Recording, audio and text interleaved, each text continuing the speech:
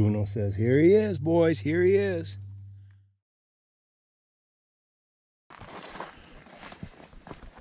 I wonder what all this was. I know I've been here before, about 15 years ago. Look at that.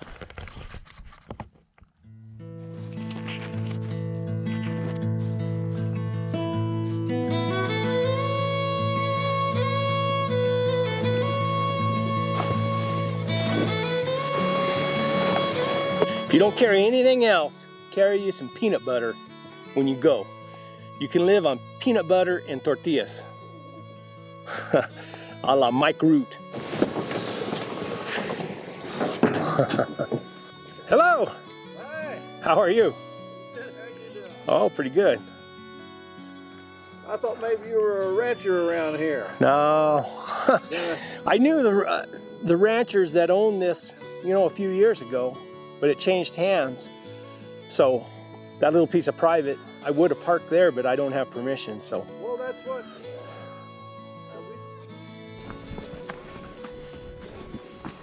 These dang terrorists are fresh today.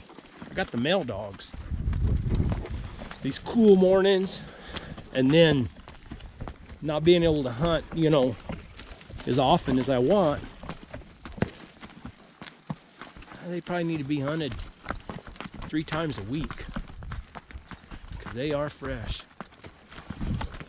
I gotta look under that tree. One of these trees, there's gotta be a scrape underneath one of these trees. Gotta be.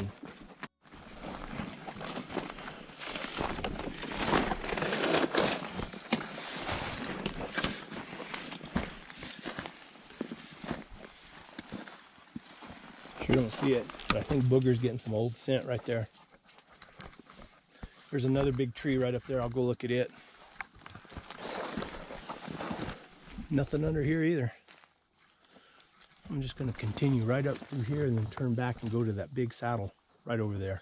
I seen a pretty fresh deer track going out the other way. I never seen the deer.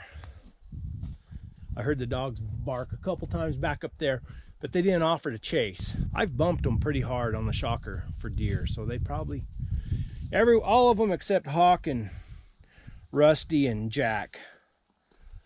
The 3 terrorists, Uno and Al and Timmy. There's a lot of country in here. You just can't see it from the road. Get back in here in some big old deep canyons, bluffs and ridges.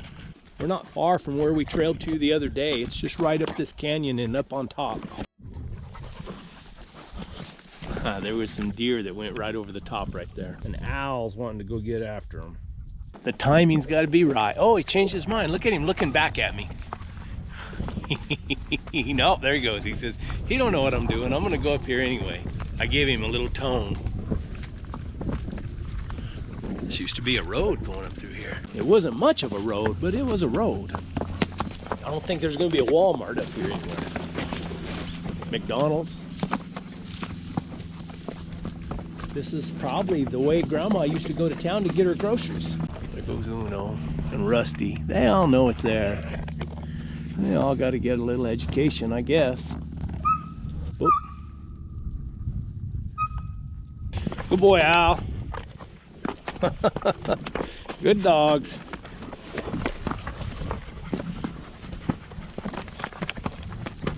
Little by little, they become broke without ruining their desire to trail. That's the key. This is a big old saddle, but I don't think it's the saddle I was talking about. Oh, I was right up there. So that is the saddle. I didn't realize. This is the canyon I was thinking about going up or down.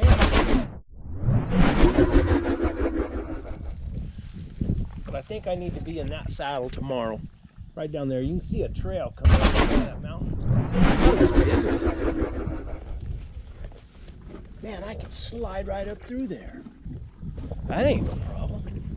We were just standing around in this big old saddle right here. The one I wanted to come to Booger opened up once up there, just one long ball, and then there they go.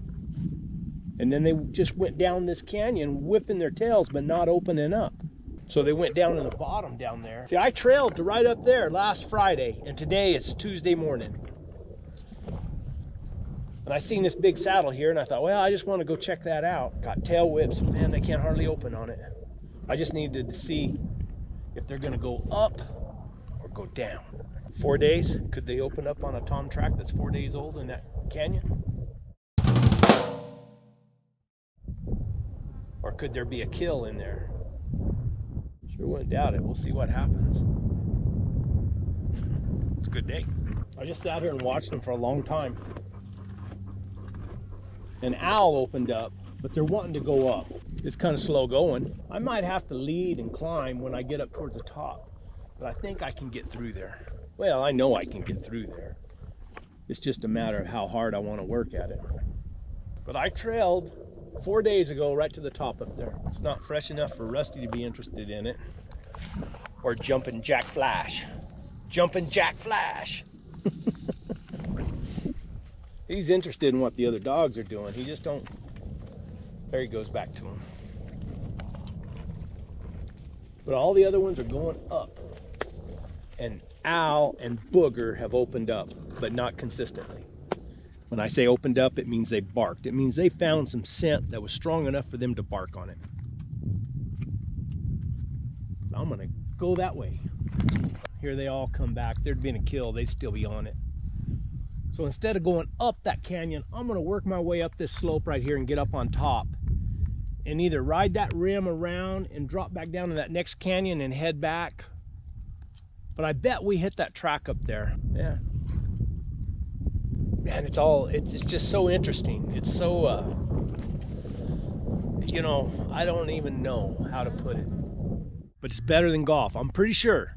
I know it is for me, because I played golf before. And it's just not as good as this. There's a saddle we came from down there. This is a steep booger, but we're about to top out. I'm getting a few barks and some tail wags from Booger in here, but not really any trailing.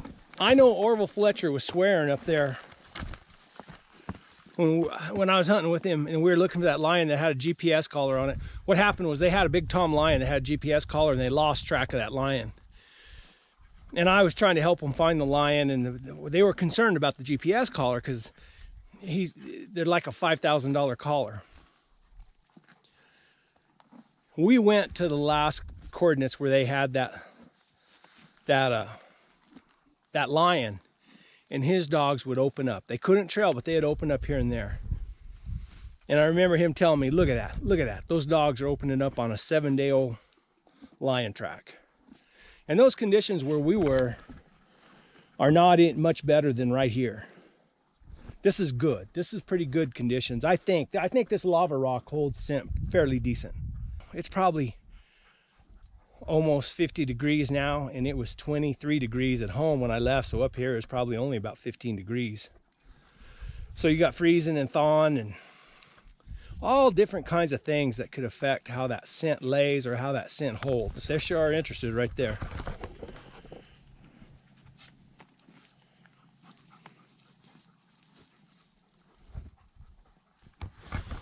But I was right there on top of that mountain, right there. That's where I trailed to, and I was looking off down at this canyon.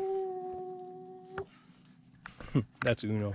I love his ball. And I was looking off down this canyon, and the dogs trailed right to there. But I'm gonna circle around. I wanna go out a different way, if I can.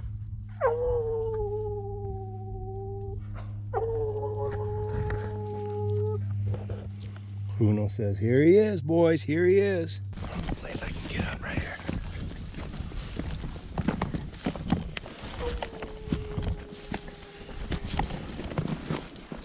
Keep getting a few barks here and there, like just old scent, just in protected places. Ooh, easy, Agnes.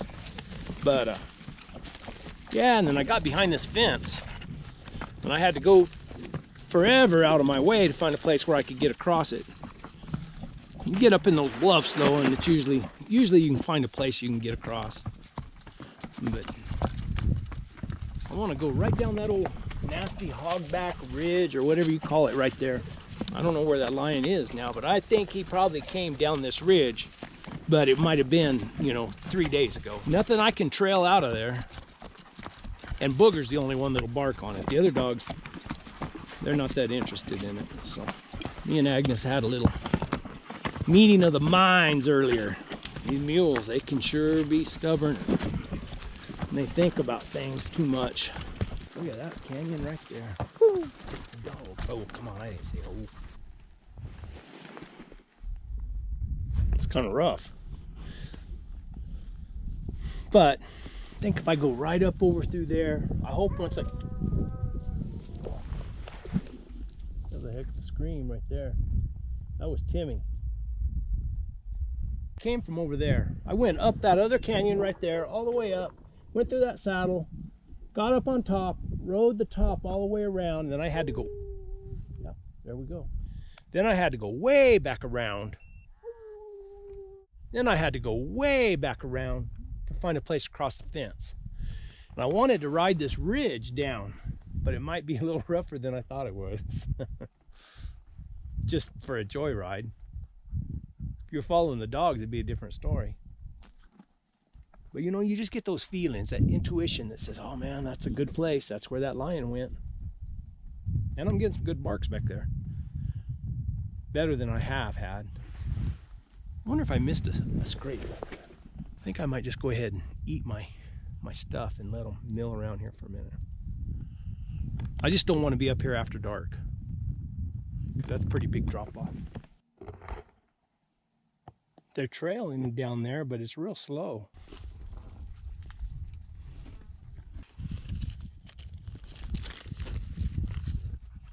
Oh. What do they call this? This is called a mountain mukbang. I'd never heard of a mukbang before. And then there's a guy that I'm subscribed to his YouTube channel, Finley River Kennels. And he's a unique individual. And he has a Farm Truck Friday mukbang. and that boy can eat. Now, let me tell you what. We will call this the mountain mukbang. Hamburger meat, green chili, cheese, cauliflower rice. They just trailed right on by me. Big old tails, just a wagon, but there's not enough scent for them to bark on hardly.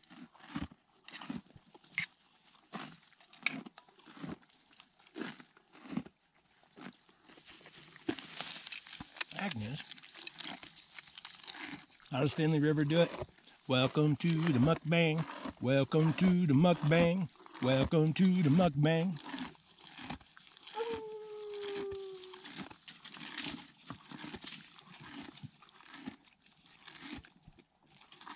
Little patch of good scent right there.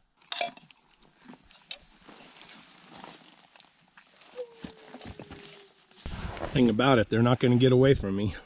It's slow trailing. Of course, I don't even know what time it is. Let's see what time it is. 2:56. I got to figure out a way to get off this mountain. I wanted to go up and over that, but I'm running out of daylight, and I don't want to be on this rough sucker after dark. So I think I can just slide my ass down right there. That's my ass right there. Dogs have been cold trailing, just barking just here and there, just slow. It's all downhill from here, boys. One thing's good about having a mule that doesn't lead very good. You can use those reins as kind of a support. You just throw it over your shoulder like that. I'll show you.